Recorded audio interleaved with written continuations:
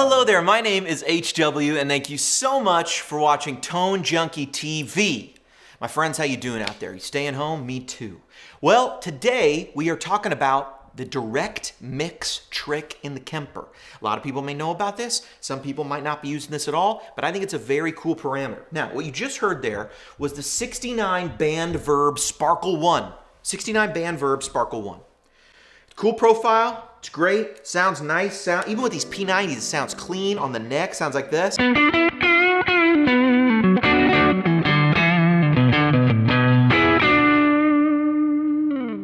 Ooh, that is some tone.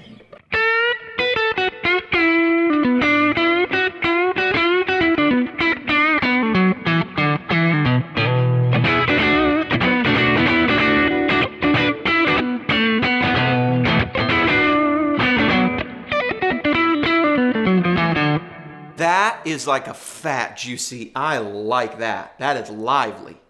It's also a free download below.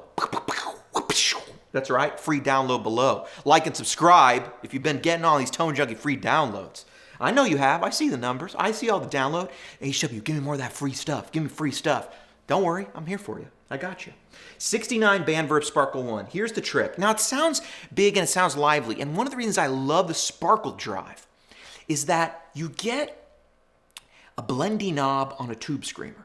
Now, a tube screamer is compressed, and it blends in 30% of your clean signal anyway, right? But the high is a little harsh on a tube screamer, which is why you like that 30% blend in. But the tube screamer is big and fat and round and not, but overly compressed, overly mid-rangey. It's great at what it does. It ain't so good at the other stuff. That is the issue, my friends. So, what I love about the Sparkle drive and why the Sparkle drive is so great, why it's been seen on John Mayer's pedal board, why it's been seen on HW's pedal board and other famous pedal boards. Yes, I mentioned myself and John Mayer in the same sentence there. Don't worry about it. Okay, but the Sparkle drive gives you this blendy knob that lets you really blend in the clean sound.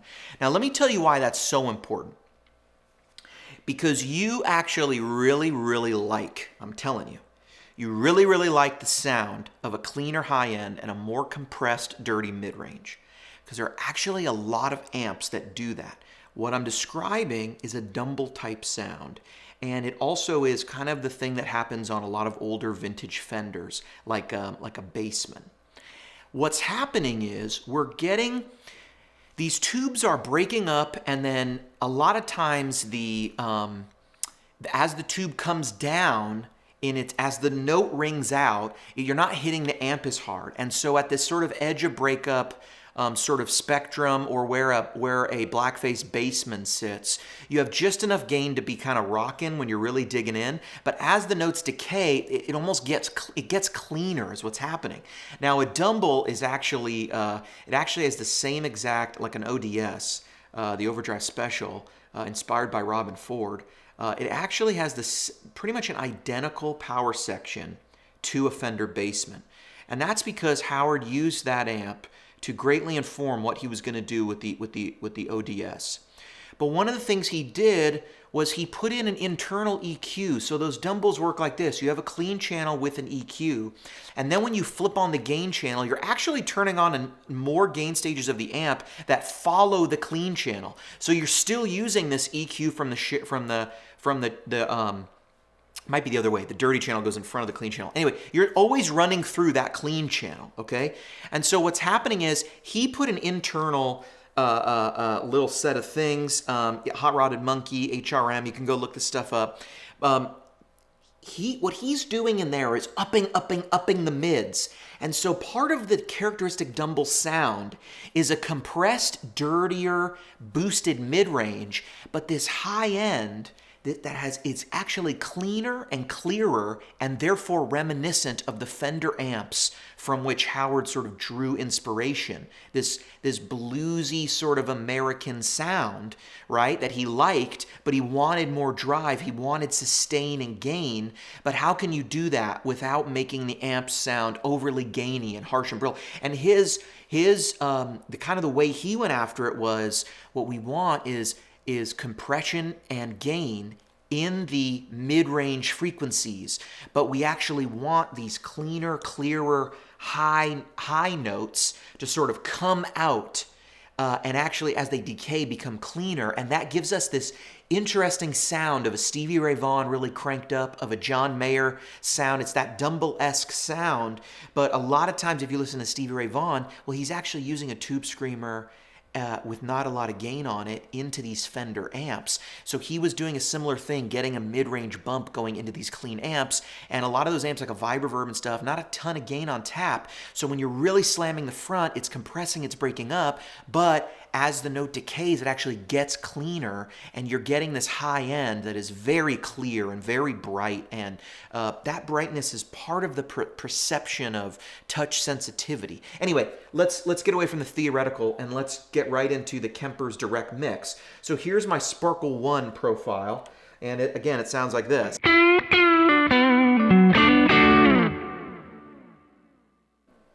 Okay, my friends, I'm not sure if I'm going to be able to make that sound any better, because that sounds ridiculously fat and sick right now. I mean, that sounds ridiculous. Okay, here is the middle position.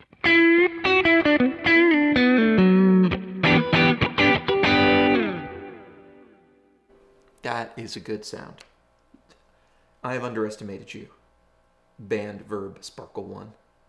I didn't remember you sounding as good as you do right now. Could be the cab, could be the Kemper, could be I've been inside too long.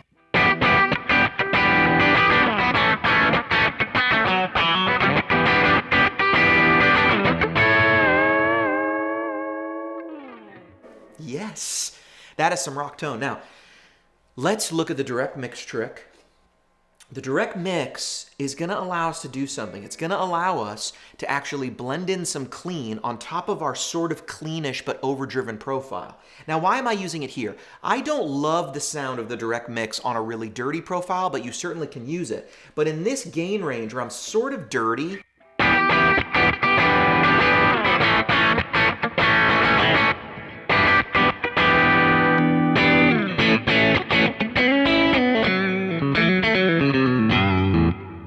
might even try this with more gain so you can hear it.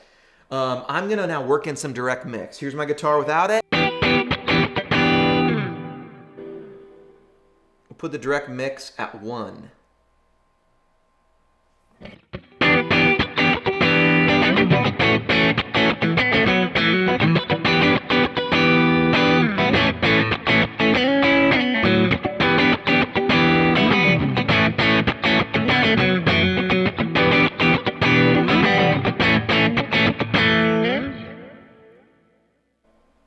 Try it up here now at 1.5.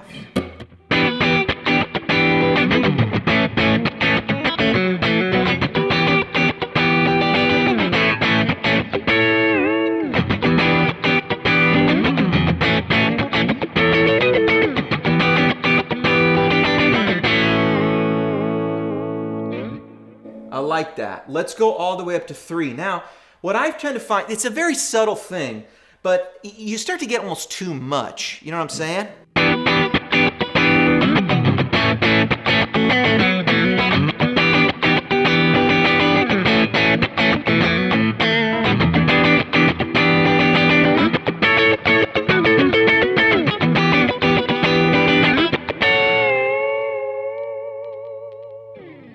Interesting.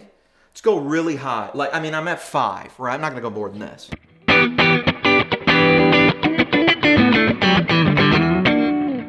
See, now it's too much to me. It's too.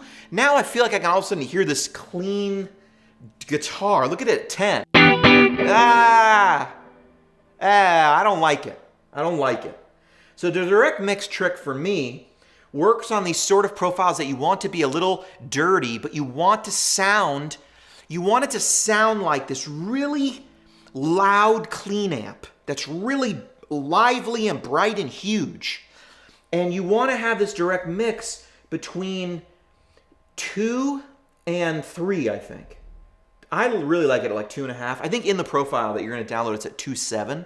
But check it out. I even kind of like it a little lower, like at 1 or something, 1.5. I'm going to leave it at 2.0 right now.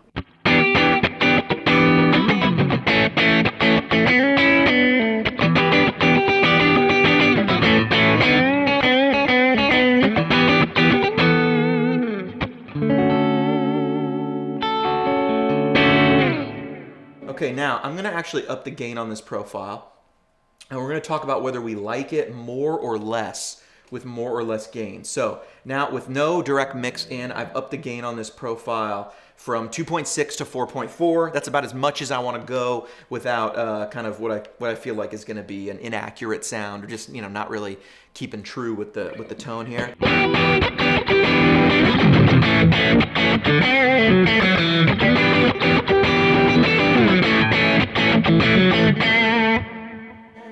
More gain. Just sounds like more gain, right? Still sounds like this tone, but with more gain. Whoops, sorry. There we go. It's on direct mix at 1. Let's check this out.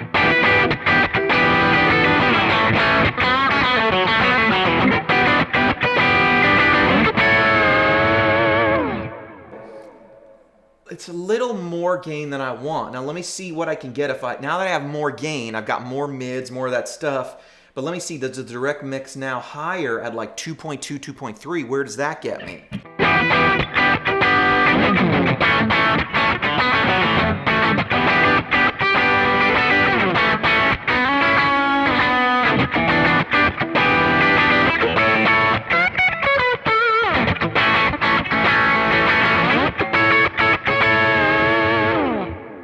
It's busy. It's busy. Let me try the direct mix a little higher. Maybe that'll clear things up, but still give me some of that girthy, loud amp sound, but still with this definite clean attack.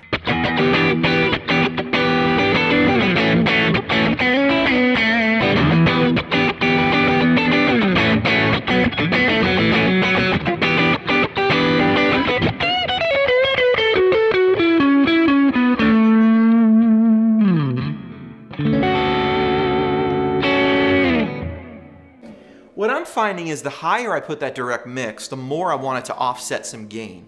So the more gain I've got, the more I like that direct mix to come in and sort of counteract it. But to me, this gives it's an interesting thing. It gives you kind of a, wow, this sounds like it's that thing that SRV got with the really loud amps, or it's like, it's clean and it's dirty at the same time. How do they do that? How is that happening?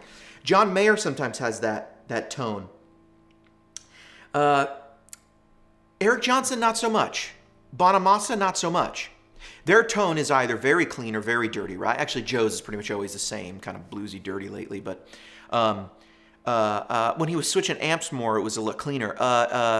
Eric Johnson, you know, really, really warm, British, sustainy, kind of darker violin tone type thing. And then really bright, you know, twins. This is like the Fender on 10.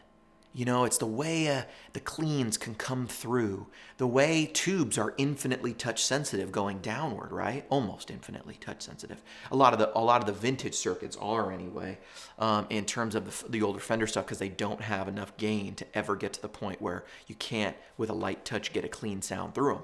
But then on the other side, that means they a lot of times can't get any more gain than you are looking for. So that is the direct mix trick. Counteract the gain with a direct guitar clean sound, and you start to get a very lively sort of cleany, dirty thing. With P90s, it sounds great. With singles, it sounds great. With humbuckers, I don't find it as much. It really, for me, restores the sort of high-end liveliness of a single coil, whether that be a P90 or a Tele or a Strat or whatever. But humbuckers to me don't need it as much. They tend to, since they're already more compressed by nature, I don't find myself missing that. In fact, what they do when an amp starts distorting with that extra compression is one of the beautiful things about humbuckers. Anyway, I've been HW. Thank you so much for watching Tone Junkie TV. Hey dudes, this is a free download, and there's always free downloads on the site. Check it out. We're putting out videos every day while you're staying home, because I too am staying home. So if you've enjoyed this video, like, subscribe, check out the 69 Bandverb Sparkle 1 profile, because it's a free download at the Tone Junkie store. HW, out.